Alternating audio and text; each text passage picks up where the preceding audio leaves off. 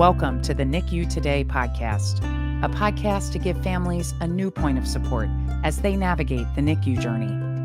Thank you for listening. Please don't forget to subscribe wherever you enjoy your podcast and share this episode with anyone who might find it helpful. Welcome back to the NICU Today Podcast. Our guest today is Stephanie Lee Jackson. She founded Practical Sanctuary Sensory Interior Design when her art and healing practices converged. As a professional fine artist, she founded art spaces in New York and San Francisco, exhibiting her paintings internationally. As a massage therapist, she founded Practical Bodywork, integrated massage for pain relief in Philadelphia, and teaches at Community College of Philadelphia. Practical Sanctuary uses cutting-edge neuroscience to create spaces that help you focus, heal, emotionally regulate, and build community.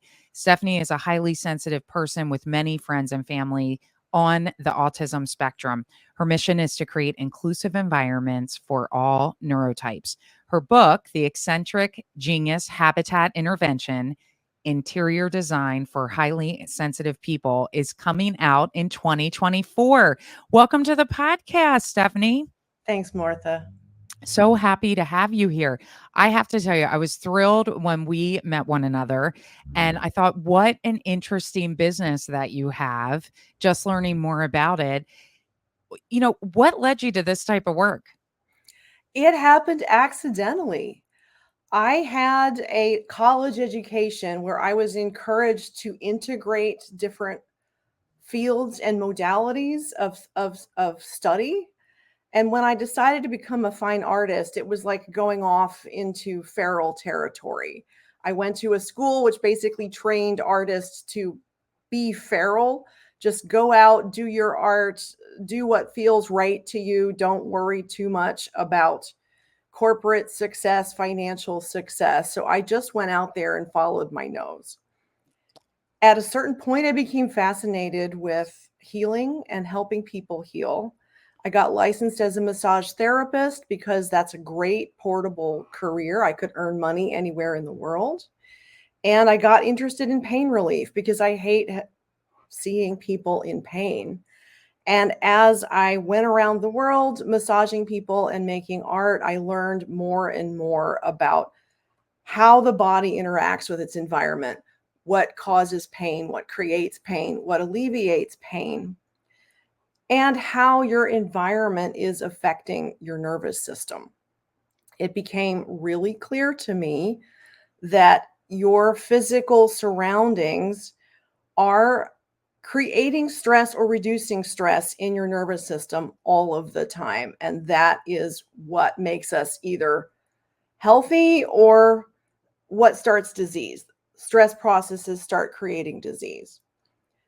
Running a couple of galleries, I realized that the environment plays a crucial role in how things are perceived. It was art. It was how the art was perceived, but that extends to everything else. People can only focus on a certain number of things at a time. And if your environment is chaotic, the more chaos around you, the more you're going to miss. So it makes attention and focus really difficult. And I love quirky people. And it just so happened that in befriending all the quirky people around me, I became an accidental expert in neurodiversity. Well, and that is something I wanted to ask you about because I feel like that's a term that many of us have heard, but we don't necessarily know exactly what that means. So can you talk to us about what that means, neurodiversity? Yes. What it means is that everyone's brain is different. Neurodiversity is a difference in brain structure, processes, habits of attention, functions, perception, and memory. Everyone is perceiving a different world according to their nervous system. And this is true for everyone. There are a subset of people that we would consider neurodivergent. And that includes people on the autism spectrum, which is a spectrum. It includes people with ADHD, people with other brain issues like dyslexia and OCD. It can include people with sensory processing disorder. Now, that is the neurodivergent group of people. Neurotypical people, what we consider quote unquote normal or ordinary people, are also part of that spectrum. And there are neurotypical people who have basically a standard issue nervous system. And then there are highly sensitive people who are not considered neurodivergent, but they are considered more highly responsive on an ordinary scale than quote unquote, again, normal people. They're more responsive to both sensory and emotional stimuli in their environment. So, can you talk to us a little bit? I mean, obviously, our organization really focuses on supporting families who experience the neonatal intensive care unit. And many kids that come out of the NICU have some sensory challenges. They maybe feel, but also space around them. You talked a little bit about ADHD, all of those different things. So, with the work that you're doing and the research that you've done and the experiences that you've had, how have you helped some of those families that have children with these challenges to adjust their space around them? Yes. I sit down with the whole family and I discuss what is creating stress in your environment, what is creating or amplifying stress in your environment. So sitting down with the family includes getting a whole health history, getting a medical history, oftentimes talking to an occupational therapist or getting some notes, and figuring out what the sensory and nervous system profile of each family member is, both kids and parents. And everyone's going to be different. Everyone's going to be experiencing their environment in different ways. And that creates conflict. When one person has a nervous system which makes them incredibly sensitive to sound, for example, and then we have other people in the family who are possibly sensory seeking, who like to create a lot of sound, or and both, if the actual physical environment has really bad acoustics and is amplifying and making the sound more chaotic, that's going to create stress. It's going to create conflict. The highly sensitive person is going to be in pain. They're going to have a hard time focus. They're going to be having possible angry outbursts. They're going to have behavior issues because of it. And it's going to create stress for the whole family. So what I do is sit down with the family, get the whole background, and either go into the space and look at what I see, ask a lot of questions, or get a lot of photographs, go on a video tour if they're not close enough for me to visit them, and analyze where are the stress points, what is creating unnecessary stress or amplifying stress, where can I put in physical buffers, physical boundaries where everyone's needs are getting met, and make things more adaptable so that when someone with a different sensory need comes into the room, it's very easy to switch it around so that they get their needs met. Okay. That's great. And we were talking about kids and you were talking about meeting with the whole family, but even individuals who may not have children, but are adults that have some sensory challenges and are looking at the spaces around them. Have a lot of adults benefited from this? Absolutely. Yes. In fact, I get a lot of adults contacting me because of their kids. Mm-hmm. And first of all, in the discovery process, a lot of parents only discover their own neurodivergency when their kid is diagnosed with something. Mm-hmm. That's one. So I have a lot of parents that have realized that they have ADHD or some other level of high sensory processing that they didn't realize they had. And so that when we don't understand that our nervous system is different, we take everything personally. And so if someone is doing something which is really annoying to us in our space, we're going to get angry, we're going to lash out. And just realizing that, wait a minute, they don't realize that they're triggering this sensory issue of mine because they don't have it, then we can problem solve without making it personal. Mm-hmm. So first of all, figuring out the parent's neurotype can be helpful. And second of all, just getting the parents' needs met gives them more bandwidth for caring for their children, gives them more patience, more energy, less stress, better boundaries. And that is good for the child, even if the child is perhaps a sensory seeking child that does not even notice the changes that we made in the environment. The parent feels so much better that the Mm-hmm. child is benefiting too. Now, are you tackling all of these topics in your new book that's coming out? I am, yes. So tell us about it. I've been working on this book for a couple of years. It's challenging because I am integrating a lot of issues which we tend to see as separate. I'm talking about neurodiversity. I'm talking about creativity.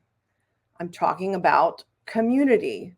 I'm talking about health and healing and the effects of stress on our repair systems, our immune systems, our healing systems. I'm talking about environmental sustainability tangentially, but it does fit in. And I'm going through each sense and describing how our environment affects each one of us according to each sense. So it's a lot to integrate. I find it challenging because I have difficulty focusing because everything relates to everything. That's how my brain works. Mm-hmm. So making this fun to read, accessible, and make sense to people who haven't been living in my brain for the last 30 years is a challenge. I've got some really good editors and some really good beta readers, and it's getting there. Yeah, I love it. Yes. That's exciting. Mhm. Well, and I think one of the things that you and I had talked about before, which I'm sure ties into everything that you're focused on, is this whole idea around universal standard design, right? I remember you sharing that with me when we first met and talking about can you share a little bit about what that means and what some of the challenges are with that concept? Universal standard design is the basic code that an architect or a contractor or developer uses to put up a generic building. Whether it's an institution, whether it's a house, they're going to have certain structures that they just use automatically. The issue with universal standard design is that a lot of the cheapest automatic building structures are make it very difficult for someone with a sensory issue to focus or be in that environment. The worst one is acoustics. Most universal institutions, buildings, or retrofits don't have enough acoustic baffling in the environment to calm down acoustic chaos. If you've gone to a restaurant in the last 15 years, if you've been to an event at a large event space and you are highly sensitive, chances are you came out of there exhausted. Mm-hmm. You tried to make connections and didn't really feel like you connected because you couldn't hear anybody. If you're on the autism spectrum, you couldn't even track the conversation because your brain can't track an individual conversation with a large amount of acoustic chaos around you. That is the biggest thing that makes environments functionally inaccessible for sensitive and neurodivergent people.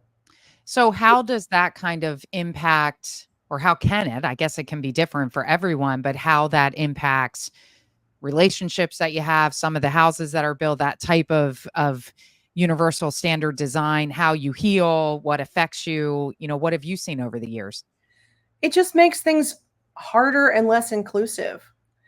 And we will tend to demand that an individual adapt to a context rather than changing the context to adapt to the individual's needs. So, what happens is that anyone who is sensitive or neurodivergent in any way is more of a prisoner. It has difficult time entering the public square and interacting with other people. For Mhm. example, I go to the National Association of Women Business Owners meeting in Washington, D.C. every year. And it is in a hotel with poor acoustics. And the effect of 150 people in a room with poor acoustics is that anyone who is sensitive or has difficulty tracking conversations cannot understand what's happening around them. Or they're using so much energy to try to understand what's around them that they're not forming comfortable, easy rapport with other people. You're just straining and you're using a lot of energy just to manage your own feelings about being in this chaotic environment. And it blocks the formation of healthy friendships, productive collaborations with other business owners. And that's the experience of more people than not in any kind of a group situation. So as our listeners are tuning in and learning more about your work, which, like I said, it was so interesting to me, not something I had heard about before, really changing that interior design and combining all of these different elements. But if listeners are interested in getting in touch or learning more about your work, where can they find you? They can find me at my website, which is practicalsanctuary.com. Okay, great. And do you do work in homes, but also in companies and different spaces like that? Yes. I work with people one-on-one in their homes with their families. I work in person with small businesses who want to be able to tune their spaces or make them branded spaces for their particular clientele. And then I will also go into larger companies and do a sensory assessment as a consultant. I will sit down, talk with every stakeholder of the company. I will get their feedback. I will also go through the space, take a lot of pictures, and then lay out a list of recommendations as to where I see there are stumbling blocks in the physical space that is making it more difficult for employees, managers, and clients to get their needs met and form good relationships and work effectively and productively. So what tips do you have for listeners who may feel, oh, this resonates with me, this would be good, but any tips you have for them as they look around their own homes? My one biggest tip is to trust your own feelings. Your feelings, your emotional feelings manifest as sensations in your body. And that's good information. I think a lot of times we are trained to override our quote unquote feelings because they're not rational. People are told they're too sensitive. They're told they're overreacting. And in order to function in this society, we're often told just to suppress our emotional feelings, which leads to suppressing physical feelings. If you can start to trust your own physical feelings, accept them, and think of them as giving you valuable information about what your needs, you're going to be able to figure out how to make a change that's going to support you over the long term. Wonderful. Well, we can't thank you enough for being a part of the NICU Today podcast. Thanks for joining us. Thanks for sharing more about your important work that you're doing. And share your website one more time. It's practicalsanctuary.com. Practical Wonderful. Sanctuary. Thank you so much, Stephanie. Thanks for joining us today. Thanks so much, Martha. It's been a pleasure. Thank you for tuning in to the NICU Today podcast, brought to you by Today is a Good Day. Learn more at todayisagoodday.org.